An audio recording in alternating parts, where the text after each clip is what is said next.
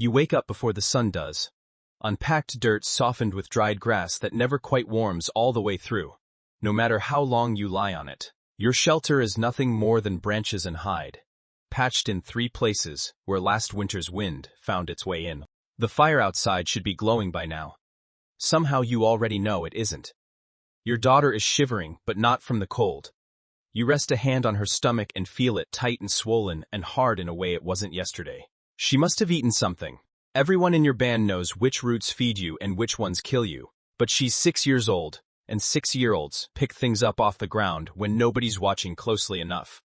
You've already seen 2 children in this camp swell up just like this, and neither of them walked again. The odds aren't kind to her right now. Your mate is already awake, working a damp cloth over her forehead in slow, practiced strokes. Nobody in this camp really sleeps through the night, not all of it. You rise. You listen to the darkness. You settle back down over and over. It's simply how a body learns to survive out here. The first light comes in gray instead of gold. You crawl over to the fire ring and find nothing but cold char waiting for you. The wood stacked up last night never had a chance to dry. Not after the storm 2 days ago soaked everything clean through to the bark. Your daughter needs the bitter root tea, the one that settles a swollen gut, and tea like that needs boiling water, and boiling water needs fire, and fire needs wood that isn't soaked through. Someone else can go chase down dry wood. That part, at least, is simple. You're the one who has to find the root, and the root only grows out past the ridge near the marsh. A good hour's walk each way if the ground cooperates. So you don't wait around for the rest of the camp to stir. You grab your hand axe, a piece of chert you spent 2 full days napping into shape, tuck a strip of smoked meat into your belt for the walk, and go alone. The ground is still soaked through from the storm, every low spot swallowed by standing water. You cross a fallen log bridging the swollen creek, and the bark, waterlogged and slick, rolls out from under your foot before you even feel it start to move. You go down hard, and your shin catches the broken stub of a branch on the way. For half a second there is no pain at all. Then it arrives all at once. The cut is deep enough that you catch a flash of something pale beneath the blood, and you don't let yourself look long enough to figure out what it is. Your daughter still needs that root. Your camp still needs its wood. You've come too far already to turn back empty-handed, so you tear a strip from your leather wrap. Wind it tight above the wound and keep pulling until your foot goes cold and numb. Then you get back up. Because out here, standing still never solved anything. Blood travels on the wind farther than most people would guess. And anything with a nose for it, the wolves, the cave lions, the long-toothed cats, will know exactly where to find you within the hour. So you veer off your usual path, cutting east past the split boulder your band calls the Broken Tooth, and straight into the tangled black fur stand your people go out of their way to avoid. They avoid it because of the lions. You're walking straight into it. On purpose, because a crooked trail is a lot harder to follow than a straight one. And if something's tracking that blood, you'd rather it lose you than find your daughter. That's when the smell reaches you. Meat and recent. You slow your steps, quiet your breathing, and there it is. A wild boar, gutted along one flank, steam still curling off the open wound. Something killed this animal, and hasn't come back to finish it yet. It's more meat than your family has seen in a week. Easily enough to feed the whole band for 2 full days. You don't waste time wondering what killed it. You pull your hand axe and get to work, cutting the haunch free. Then the shoulder, taking as much as you can carry. You strip a length of hide off the boar itself to bind the load. Then tie the whole bundle to your waist with a cord cut from its own back leg. In a strange way, the animal that died is now the one carrying its own meat home for you. By the time you stand back up, you've got close to 25 pounds hanging off your hip, and your bad leg protests every single ounce of it. Then, behind you, you hear breathing. Slow, deep, close. You don't turn around because you don't need to. Whatever killed that boar never actually left.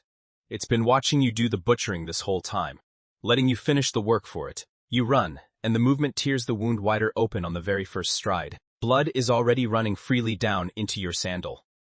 Behind you, it's not sprinting, just pacing, moving with the kind of quiet confidence that only comes from already knowing exactly how this ends. Your body was built to outlast things faster than you, not outrun them in a straight sprint. Long legs, springy tendons that store energy and release it stride after stride.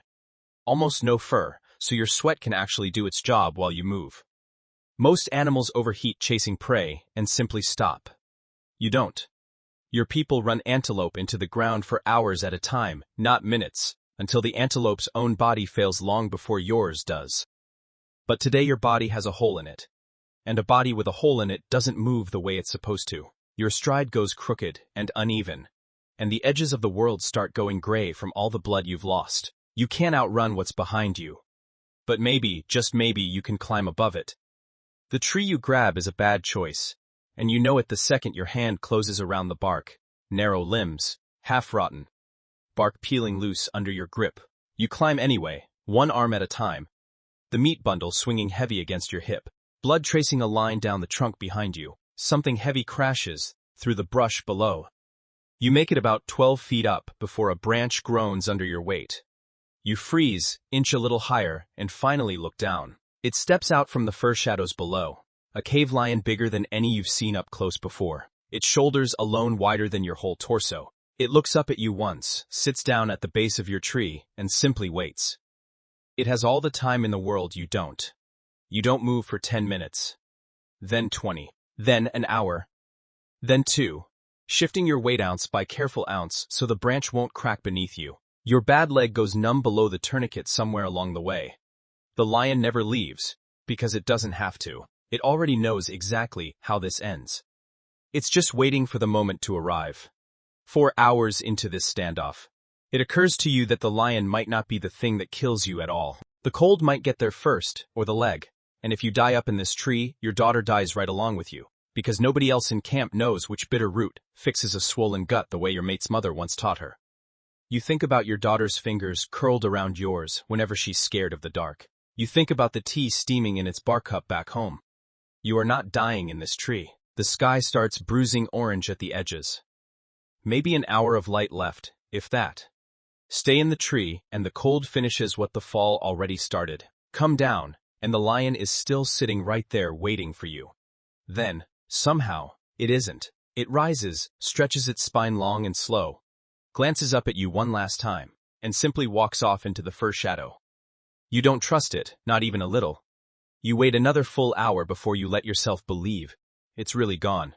Your hands are almost too stiff to grip the bark properly by the time you finally climb back down. The wound has gone hot to the touch. The skin around it has darkened toward purple, and thin red lines are already creeping up toward your hip. You know exactly what those lines mean. 2 days from now, it's in your blood. 4 days, the fever starts. A week from now, you're either still breathing or you're not. There is no time to sit with any of that yet. You need to get home. You move slowly, stopping every few steps just to listen. Every shadow becomes a lion until it moves wrong for one. Every rustle is nothing at all until it proves otherwise. Your senses were built exactly for this moment, tuned to the difference between wind shifting a branch and something climbing it, between a deer's footstep and something only pretending to be a deer. Then you hear it.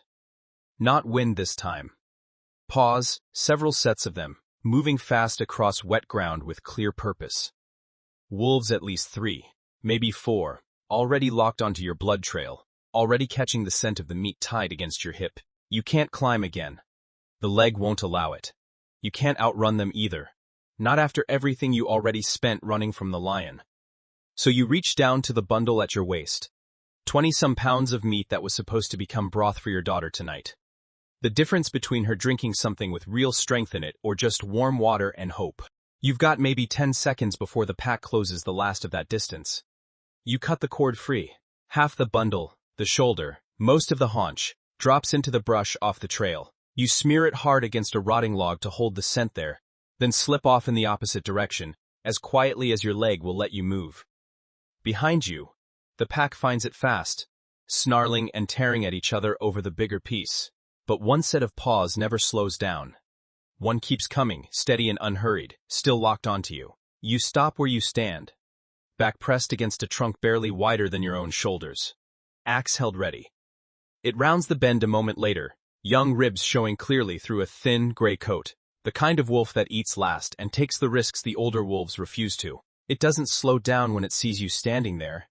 You only get one swing. You wait until it's 3 feet away, and you take it. It hits the ground and doesn't get back up. You keep moving with less meat than you started the day with. And a story you're honestly not sure how to tell your mate later. Full dark finds you somewhere without a clear path home, and you're no longer even sure which direction camp is in. So you make the sound, the specific call your band uses when someone's in trouble and needs to be found, 3 times. As loud as your voice will carry. Then you wait. Torchlight reaches you before any words do. 4 figures moving fast, your brother out in front with an old scar running down one forearm. Nobody says a thing.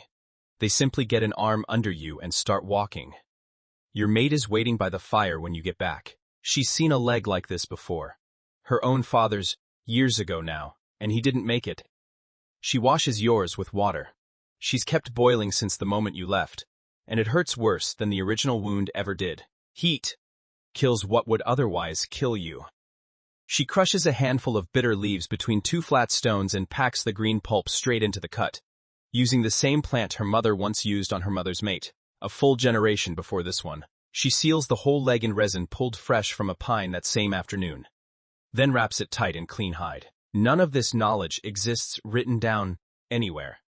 It survives only because it's been passed hand to hand, mother to daughter, for longer than anyone alive can actually count. She brews the tea from the last of the root you carried home, before any of the rest of tonight even happened. Your daughter drinks it first. By the time the moon sits directly overhead, her fever has broken, and her breathing has gone quiet, and even beside you. You lie on your side and simply watch her chest rise and fall in the firelight. Your mate sits between the 2 of you, saying nothing at all. The fire holds steady. Your leg throbs once with every single heartbeat. You don't know yet if you'll open your eyes tomorrow, but tonight, at least your daughter will.